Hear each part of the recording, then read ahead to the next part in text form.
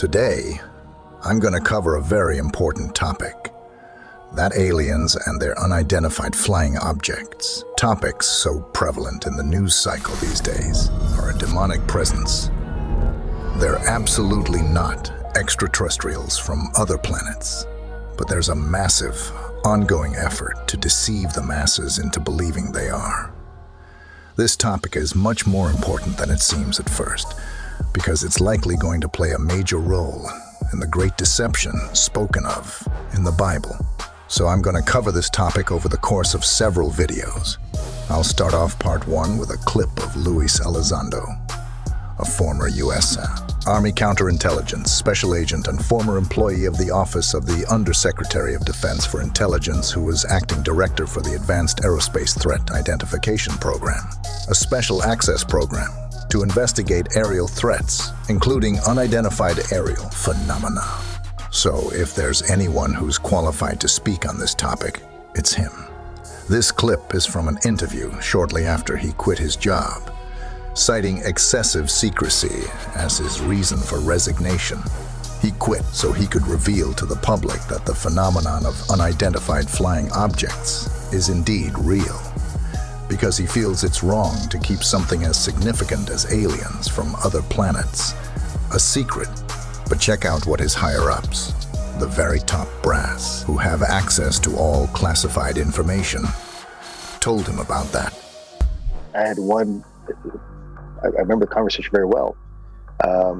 This is a person I respected tremendously, very, very senior person. He's told me, he said, "Lou, I want you to stop doing this."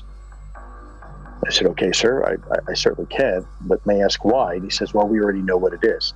Now, at that moment, I honestly thought maybe it was our own technology. I was running up against some super uber secret sap, and they were telling me to stop.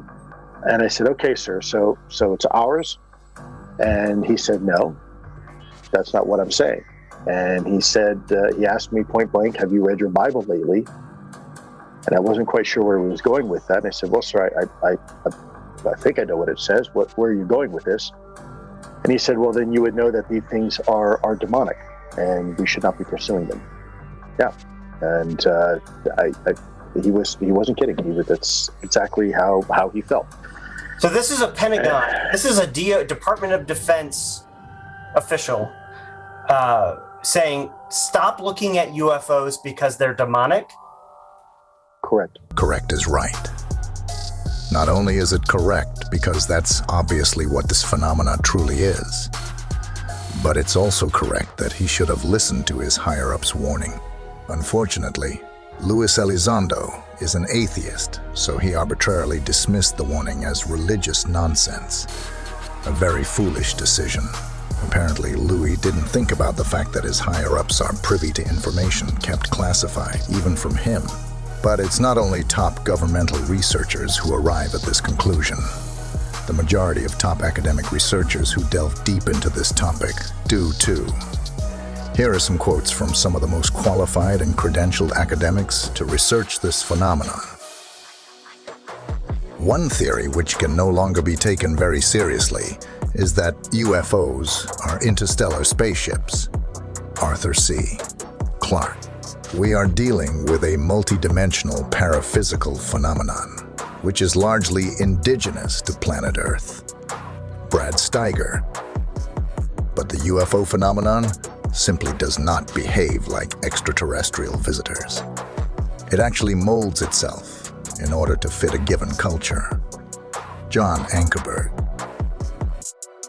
A large part of the available UFO literature is closely linked with mysticism and the metaphysical. It deals with subjects like mental telepathy, automatic writing, and invisible entities, as well as phenomena like poltergeist manifestation and possession. Many UFO reports now being published in the popular press recount alleged incidents that are strikingly similar to demonic possession and psychic phenomena. Linnae Cato. UFO behavior is more akin to magic than to physics as we know it.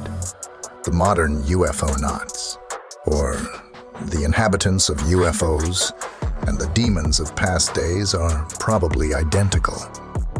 Dr. Pierre Guérin. The UFO manifestations seem to be, by and large, merely minor variations of the age-old demonological phenomenon. John A. Keel.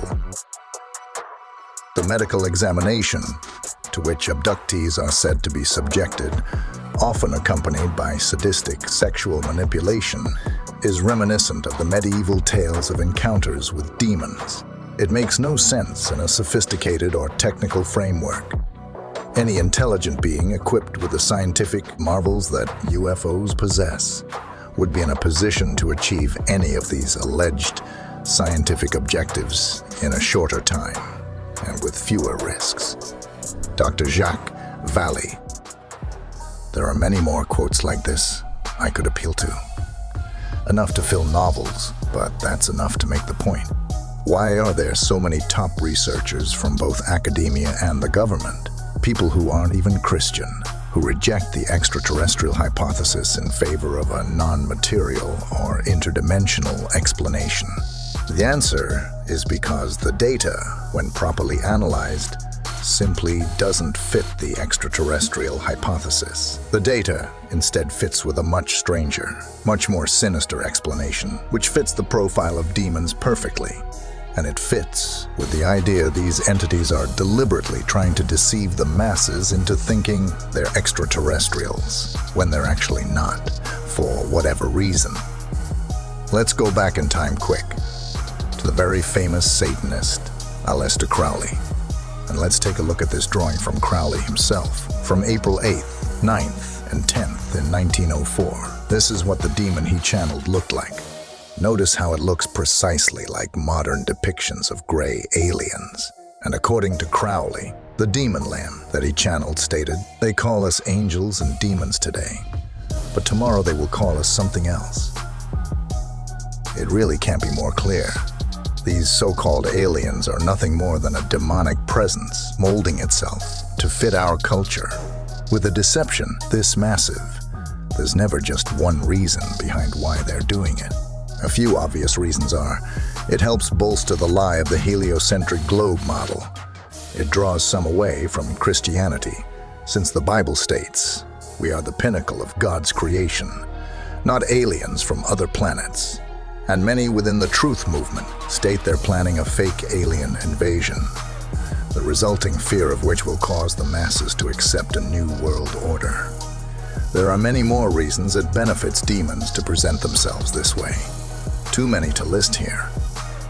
Next, I'll read you some quotes from the writings of a famous abductee who claims to have dealt with these entities firsthand, repeatedly, throughout his life. Increasingly, I felt as if I were entering a struggle that might even be more than life and death. It might be a struggle for my soul, my essence, or whatever part of me might have reference to the eternal. There are worse things than death, I suspected. So far, the word demon had never been spoken among the scientists and doctors who were working with me. Alone at night, I worried about the legendary cunning of demons. Whitley Strieber. I wondered if I might not be in the grip of demons, if they were not making me suffer for their own purposes, or simply for their own enjoyment. Whitley Strieber. I felt an indescribable sense of menace.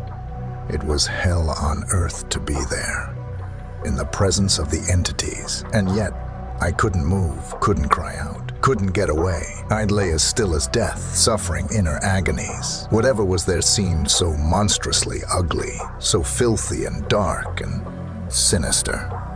Of course they were demons. They had to be. And they were here, and I couldn't get away. Whitley Strieber. Why were my visitors so secretive, hiding themselves behind my consciousness? I could only conclude that they were using me and did not want me to know why. What if they were dangerous? Then I was terribly dangerous because I was playing a role in acclimating people to them. Whitley Strieber. For there shall arise false Christs, and false prophets, and shall show great signs and wonders, insomuch that, if it were possible, they shall deceive the very elect. Matthew 24:24.